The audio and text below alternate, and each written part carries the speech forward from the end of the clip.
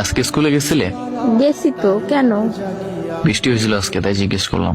হ্যাঁ, বছরের প্রথম বৃষ্টি, ভিজতে ভিজতে বাড়ি আসছে, অনেক ভালো লাগছে। কি, তুমি বৃষ্টিতে ভিজে ভিজে বাড়ি আসছো? হ্যাঁ, সাথে তুমি থাকলে আরো ভালো লাগতো। নেকামি করো।